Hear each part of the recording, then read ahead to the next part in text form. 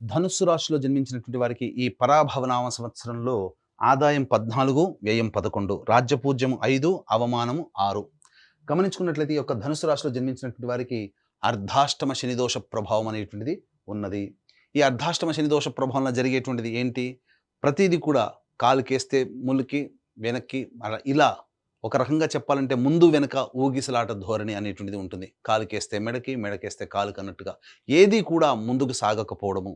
అంతేకాకుండా ప్రధానంగా ఎవరితో మనం కలిసి పనిచేస్తుంటామో వాళ్ళతో కొంత విభేదాలు రావడము, అనేక ప్రయత్నాలలో ఆటంకాలు ఉండడము, సామర్థ్యానికి మించి పని చేయలేకపోవడము, ఇలాంటివి జరుగుతాయి. ముఖ్యంగా బద్ధకం అధికంగా ఉండడం ఈ యొక్క అర్ధాష్టమ శనిదోష ప్రభావం. ఇది గత జన్మ కర్మదోషం అనేటువంటిది గుర్తుపెట్టుకోండి. అంతేకాకుండా శని యొక్క అనుగ్రహాన్ని పొందాలి అని అనుకుంటే నిజాయితీగా కష్టపడడం, దైవానుగ్రహం కోసం దైవ చింతన ఎక్కువగా ఉండడం అనేటువంటిది చేసినట్లయితే ఈ శని వలన వచ్చేటువంటి సామాన్యమైనటువంటి దోషాలు కూడా చాలా మటుకు తగ్గుముఖం పడతాయి. అయితే ఇక్కడ తృతీయ స్థానంలో రాహు సంచారం డిసెంబర్ 5 వరకు ఉండడం వల్ల ఏ ప్రయత్నం చేసినా ముందడుగు వేసే అనుగ్రహం ఉండడం, తద్వారా ముందడుగు వేసిన తర్వాత ప్రతి ప్రయత్నంలో ఆటంకాలు వస్తాయి. కానీ మొక్కవని ధైర్యంతో ముందడుగు వేస్తే ఈ రాహు ఇచ్చేటువంటి శుభ ఫలితాలు, మధ్యలో వచ్చేటువంటి గురువు కూడాను అనుకూలంగా కొన్ని సమయాల్లో ఉంటాడు. కాబట్టి అటువంటి విధంగా మీకు యోగదాయకంగా ఉంటుంది. అయితే ప్రధానంగా డిసెంబర్ 5 తర్వాత కుటుంబ స్థానంలో రాహు సంచారం చేస్తుండడం వల్ల కొంత ఇబ్బందికర పరిస్థితులు, కుటుంబ సభ్యుల మధ్య పరస్పర్ధలు వచ్చి ఇబ్బందికర పరిస్థితులు ఉండడం, అలాగే ఆర్థిక పరంగా మనకు తెలియకుండా ఊహకందని విధంగా ఖర్చులు అధికంగా ఉండడం అనేటువంటిది రాహువు డిసెంబర్ 5 తర్వాత ఏర్పడేటువంటి అశుభ పరిణామాలని చెప్పవచ్చు. ఇక ప్రధానంగా చూసుకున్నట్టయితే కేతువు డిసెంబర్ 5 వరకు కూడాను శుభస్థానంలో సంచారం చేస్తూ అన్ని విధాలుగా యోగదాయకంగా ఉండడము, దూర ప్రాంత ప్రయాణాలు, అలాగే దూర ప్రాంత వ్యక్తులతో చేసేటువంటి వృత్తి, వ్యాపార, ఉద్యోగాల్లో లావాదేవీలు జరపడం ద్వారా తద్వారా అన్ని విధాలుగా కేతువు అనుకూలంగా ఉండబోయేటువంటి అవకాశం ఉంటుంది. ఎప్పుడైతే డిసెంబర్ 5 తర్వాత అష్టమ స్థానంలో కేతుగ్రహ సంచారం చేస్తుంటాడో మనకు తెలియకుండానే మనకు అన్నీ కూడాను గత జన్మ కర్మదోష ప్రభావం వ్యక్తుల వల్ల పరిచయమై మనకు తెలియకుండానే మనం ధనం నష్టపోవడం, మన కీర్తి ప్రతిష్టలు నష్టపోవడం అనేటువంటిది డిసెంబర్ 5 తర్వాత కేతుగ్రహ ప్రభావం వచ్చేటువంటి ఇబ్బందులని చెప్పవచ్చు. ఇక గురువు గ్రహం దగ్గర కనుక చూసుకున్నట్లయితే ప్రధానంగా మే 31వ తారీఖు వరకు గురువు సంపూర్ణంగా యోగించబోతున్నాడు, రాహు సంపూర్ణంగా యోగించబోతున్నాడు, కేతు యోగించబోతున్నాడు. ఒక శని ప్రభావం అనేటువంటిదే ఇబ్బందికరంగా ఉంటుంది. కాబట్టి దైవానుగ్రహం అదృష్టం రూపంలో గురువు సంచార ప్రభావం మీకు అనుకూలంగా ఉన్నటువంటి కారణం చేత మీరు చేసే ప్రతి ప్రయత్నమైనప్పటికీ కూడా మీ యొక్క ఇష్టదైవానికి ప్రార్థన చేసుకొని, పెద్దల యొక్క ఆశీర్వాదం చేసుకొని మే 31వ తారీఖు లోపల ఏ పని తలపెట్టినా ఆ పనిలో విజయం మీదే అవుతుంది. అందులో ఏమాత్రం సందేహం లేదు. మే 31వ తారీఖు తర్వాత జూన్ 1 నుంచి అక్టోబర్ 30వ తారీఖు వరకు కర్కాటకంలో సంచారం చేస్తున్నటువంటి గురుగ్రహ ప్రభావం వలన చాలా మటుకు కొన్ని నష్టాలు బాగా జరుగుతాయి. ఏంటి ఆ నష్టాలంటే, మనకు బాగా దగ్గరైనటువంటి వ్యక్తి, ప్రేమ ఆప్యాయతని పంచిపెట్టే వ్యక్తి కావచ్చు, మన బాగోగులు మంచి చెడు చూసుకునేటువంటి వ్యక్తి కావచ్చు, లేదా మనం గొప్పగా ఎంతో అపురూపంగా పెంచి పోషించినటువంటి జంతువు కావచ్చు, లేకపోతే ఇంకా మనము ఎంతో కష్టపడి సంపాదించుకున్న స్థిరాస్తి కావచ్చు, ఏదైనా కానీ ఒకటి మీ చేయి నుంచి జారిపోయే అవకాశం ఉంటుంది. కాబట్టి ఈ సమయంలో వ్యక్తులతో, అనగా మీకు సంబంధించినటువంటి అన్ని దగ్గర వ్యక్తులతో కాస్త ప్రేమాభిమానాలతో చూసుకోండి. అందరితో ప్రేమగా పలకరించండి, ప్రేమతో మూవ్ అవ్వండి. అంతేకాకుండా మీ ఆస్తులు లిక్విడేట్ కాకుండా సాధ్యమైనంత వరకు మీరు ఆపుదల చేసుకునే ప్రయత్నం చేయండి. ఈ యొక్క గురు ప్రభావం ఏదైతే ఉంటుందో ఆ దోషం తగ్గుతుంది. ముఖ్యంగా దైవ ఆరాధన, గురు ఆరాధన మాత్రం ఎట్టి పరిస్థితుల్లో మిస్ కాకుండా చూడండి. ఈ యొక్క జూన్ 1వ తారీఖు నుంచి అక్టోబర్ 30వ తారీఖు వరకు ఉన్నటువంటి సమయం. ఇక అక్టోబర్ 31 నుంచి జనవరి 24వ తారీఖు వరకు సింహరాశిలో సంచారం చేస్తూ అద్భుతమైనటువంటి యోగాన్ని ఇస్తున్నాడు. ప్రధానంగా అన్ని విధాలుగా యోగము, అలాగే కోర్టు కేసుల్లో జయము, కోల్పోయినదంతా కూడా తిరిగి పొందేటువంటి ప్రయత్నము. ఈ సమయంలో ఎడబాటుగా ఉన్నటువంటి ప్రేమికులు కావచ్చు, అలాగే భార్యాభర్తలు కావచ్చు, భాగస్వామ్య వ్యాపారస్తులు కావచ్చు, అందరూ మళ్ళీ కలుసుకుంటారు. గత జన్మతో లింక్ అయినటువంటి వాళ్ళందరూ కూడా స్నేహితులు, పాత స్నేహితులు కలుసుకొని ఆనందంగా జీవించగలగడానికి అక్టోబర్ 31 నుంచి జనవరి 24వ తారీఖు వరకు ఉన్నటువంటి సమయం అనుకూలంగా ఉంటుంది. ఇక గమనించుకున్నట్లయితే జనవరి 24 నుంచి ఉగాది వరకు కూడా కర్కాటక రాశిలో మళ్ళీ సంచారం చేస్తూ వక్రీకరించినటువంటి స్థితి కారణం చేత ఈ యొక్క ధనుసు రాశిలో జన్మించినటువంటి వారికి మళ్ళీ కొన్ని ప్రమాదాలు, ఇబ్బందులు ఎదురయ్యే అవకాశం ఉంటుంది. ఇటు ద్వితీయ రాహువు, అలాగే అష్టమ గురువు, అష్టమ కేతుగ్రహ ప్రభావం వెరసి ఈ సమయం మాత్రం జాగ్రత్తగా ఉండాలి జనవరి 24 నుంచి ఉగాది వరకు. ఎందుకంటే అర్ధాష్టమ శని, ద్వితీయ రాహువు, అలాగే అష్టమ గురు కేతు గ్రహ ప్రభావము సంపూర్ణంగా ఉన్న కారణం చేత వచ్చే సంవత్సరం జనవరి 24 నుంచి ఉగాది వరకు ఎటువంటి నూతన వ్యాపారాలు కానీ, ప్రయత్నాలు కానీ చేపట్టకపోవడమే మంచిది. ఈ సమయంలో మాత్రం ఇంతకుముందు చెప్పిన సమయంలో మాత్రం అందరితో కూడా కలుపుకోలుగా ఉండడం, ఎవరితో వాగ్వివాదాలు కానీ, మనస్పర్ధలు వచ్చే విధంగా బిహేవ్ చేయడం కానీ చేయకండి. అన్ని విధాలుగా మీకు బాగుంటుంది. జీవిత భాగస్వామితో ప్రేమగా ఉండండి, సంతానంతో అభిమానంతో ప్రేమగా ఉండండి. అంతా మీకు ఎదురయ్యేటువంటి సమయం మాత్రం ఈ జనవరి 24 నుంచి ఉగాది వరకు కూడా ఈ సమయం మాత్రం అనుకూలము, ఎట్టి పరిస్థితిలో కాదు. కాబట్టి అన్ని విధాలుగా ప్రయత్నం చేయండి. ఇక ప్రధానంగా గమనించుకున్నట్లయితే నిరుద్యోగస్తులు, ముఖ్యంగా గమనించుకుంటే నిరుద్యోగస్తులకు ఉద్యోగం ఎప్పుడు లభిస్తుంది, అలాగే ఉన్న సంస్థల్లో పనిచేసేటువంటి వ్యక్తులు వేరే సంస్థలో పని కోసం వెతుక్కోవాలంటే ఏ సమయంలో వెతుక్కోవాలి, అలాగే కేంద్ర రాష్ట్ర ప్రభుత్వంలో కాంట్రాక్ట్స్ చేసేటువంటి వాళ్ళకి ఏ సమయంలో బిల్స్ ప్రజెంట్ చేస్తే పాస్ అవుతాయి, కొత్త కాంట్రాక్ట్స్ ఎప్పుడు వస్తాయి అనేటువంటి విషయం గురించి మనం చర్చించుకుందాం. ప్రధానంగా ఈ యొక్క ధనుసు రాశిలో జన్మించినటువంటి వారికి గమనించుకున్నట్లయితే ఈ సంవత్సరం 15 మే నుంచి 14 జూన్ వరకు ఉన్నటువంటి కాలం అద్భుతమైనటువంటి కాలంగా చెప్పొచ్చు. అలాగే 17 సెప్టెంబర్ నుంచి 16 నవంబర్ వరకు ఉన్నటువంటి కాలం కూడా చాలా మంచి యోగ కాలము.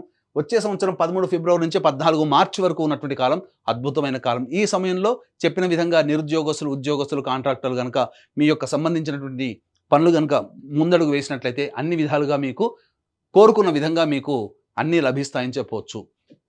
ఇక ఈ ధనుసు రాశిలో జన్మించినటువంటి వారికి కొన్ని సమయాలు అనుకూలంగా ఉండవు. కేవలం ఒక రాశికే కాకుండా 12 రాశుల వాళ్ళకి కూడాను కొన్ని సమయాలు అనుకూలంగా ఉండవు. కాబట్టి ఇటువంటి అన్నీ కూడాను నవగ్రహాల యొక్క అనుగ్రహం వల్లనే మంచి కానీ చెడు తక్కువ కానీ జరుగుతాయి.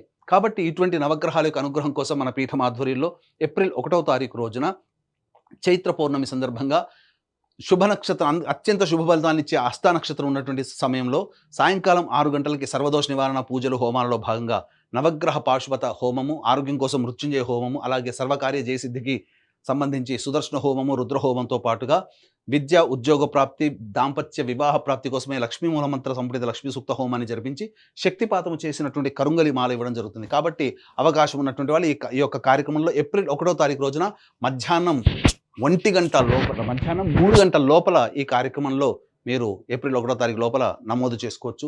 ఇక గమనించుకున్నట్లయితే ఈ యొక్క ధనుసు రాశిలో జన్మించినటువంటి వారికి అర్ధాష్టమ శని దోషంతో పాటుగా 2 ఏప్రిల్ నుంచి 10 మే వరకు కూడా అర్ధాష్టమ కుజదోష ప్రభావంగా ఉండడం. కాబట్టి ఈ సమయం చాలా అద్భుతమైనటువంటి సమయం. ఎందుకంటే ఎక్కువగా చెడు జరుగుతుంది.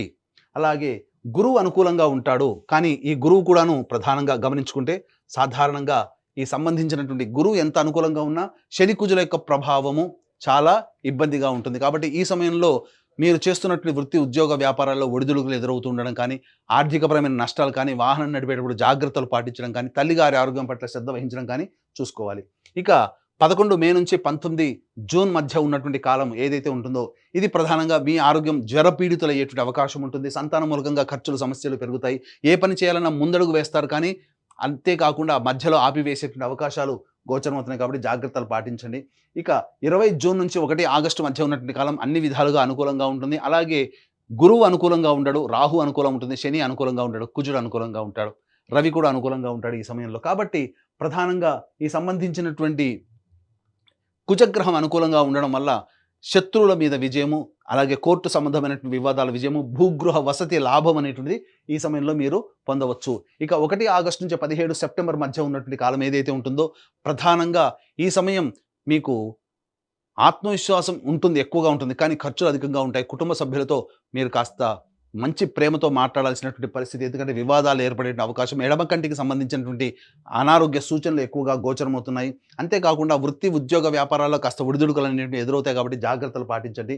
మరీ ముఖ్యంగా 18 సెప్టెంబర్ నుంచి 11 నవంబర్ మధ్య ఉన్నటువంటి కాలం ఏదైతే ఉంటుందో ఈ సమయం మాత్రం అది అనుకూలము కాదు. ఈ సమయంలో ప్రధానంగా గురువు కూడా అష్టమ గురు సంచారము, కుజుడు అష్టమ సంచారము, అలాగే శని అర్ధాష్టమ సంచారము.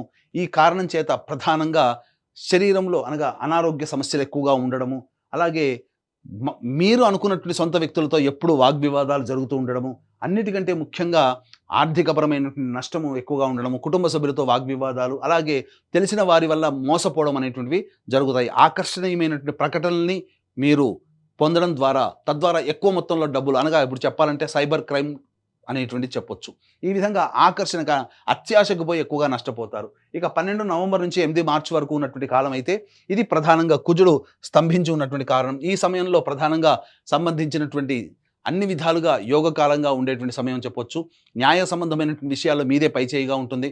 ఆస్తికి సంబంధించినటువంటి విషయాల్లో చర్చకు వస్తాయి. కాబట్టి జాగ్రత్తలు పాటించండి. ముఖ్యంగా ఈ యొక్క ధనుస్సు రాశిలో జన్మించినటువంటి విద్యార్థులు ఎవరైతే ఉంటారో మే 31వ తారీఖు వరకు గురుబలం అనుకూలంగా ఉండడం, రాహు అనుకూలంగా ఉండడం కాబట్టి ఈ సందర్భంగా ప్రధానంగా అన్ని రంగాలలో ఉన్నటువంటి విద్యార్థులు ఎవరైతే ఉంటారో మంచి ప్రతిభ కనబరించి చక్కటి విద్య ఉత్తీర్ణత శాతాన్ని పొందుతారు. మే 31 తర్వాత ప్రయత్నాల్లో ఆటంకాలన్నింటినీ ఎదురవుతాయి కాబట్టి ఈ సందర్భంగా ప్రధానంగా విదేశీయానానికి విదేశీ సంబంధించిన చేయు ప్రయత్నాలు ఏవైతే ఉంటాయో జూన్ 1 నుంచి అక్టోబర్ 30 వరకు ప్రయత్నం చేయండి. ఆరోగ్యం అనేటువంటిది కొద్దిగా ఇబ్బంది పెట్టినప్పటికీ ప్రయత్నాల్లో మీకు మంచి జరుగుతుంది. అంతేకాకుండా విదేశీయానానికి వెళతారు కానీ అక్కడ ఎక్కువగా కష్టపడాల్సి వచ్చినటువంటి పరిస్థితులు వస్తాయి కాబట్టి ముందుగానే ప్రిపేర్ అవ్వండి. అలాగే అక్టోబర్ 31 నుంచి జనవరి 24వ తారీఖు వరకు ఉన్నటువంటి గురు సంచార ప్రభావం వలన ప్రధానంగా విదేశాల్లో ఉన్నటువంటి వాళ్ళకి కాంట్రాక్ట్స్ మళ్ళీ రెన్యువల్ అవుతాయి, కొత్త కాంట్రాక్ట్స్ వస్తాయి. అలాగే H1B వీసాలు వంటి వాటి కూడాను మీరు పొందే అవకాశం గోచరమవుతుంది.